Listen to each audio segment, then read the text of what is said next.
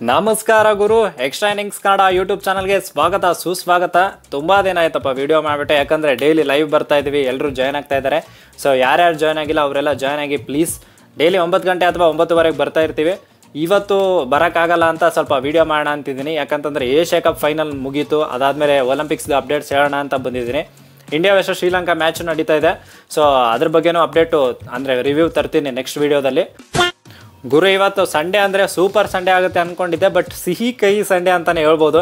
ಯಾಕಪ್ಪ ಅಂತಂದರೆ Asia cup final India versus Sri Lanka women's Asia cup ಫೈನಲಲ್ಲಿ India ಸೋತಿದ್ದಾರೆ ಗುರು. ನಮ್ಮ ಭಾರತ ತಂಡ ಮಹಿಳೆಯರ ತಂಡ ಸೋತಿದೆ, ಶ್ರೀಲಂಕಾ ಅವ್ರು ಗೆದ್ದರು.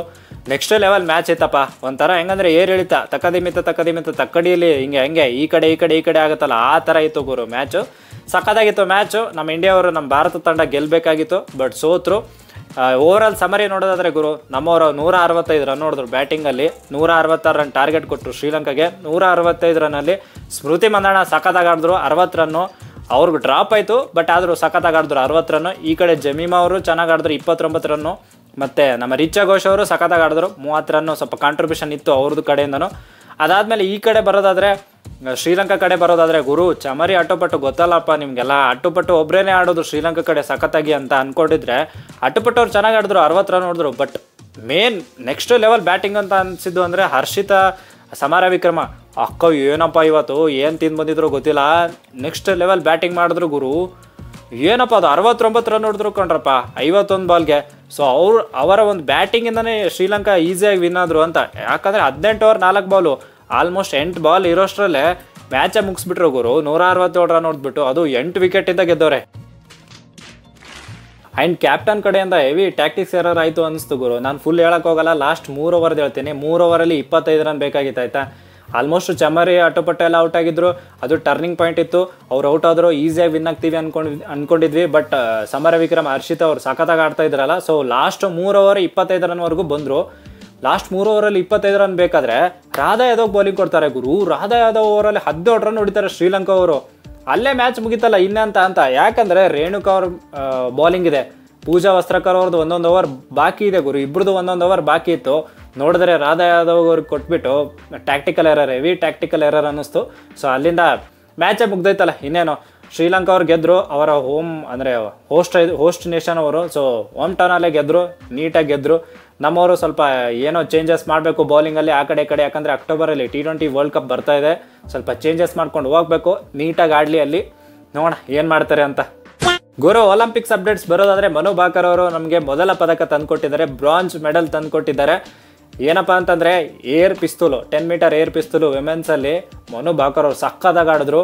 ಸಿಲ್ವರ್ ಬರ್ತಾಯಿತ್ತು, ಸ್ವಲ್ಪ ಕೂದಲೆಳೆ ಅಂತರಲ್ಲಿ ಸೋತು ಬ್ರಾಂಜ್ ಬಂದಿದೆ. ಯಾಕಂದರೆ ಇವ್ರ ಪಾಯಿಂಟ್ಸು 221.7 ಇತ್ತು ಗುರು.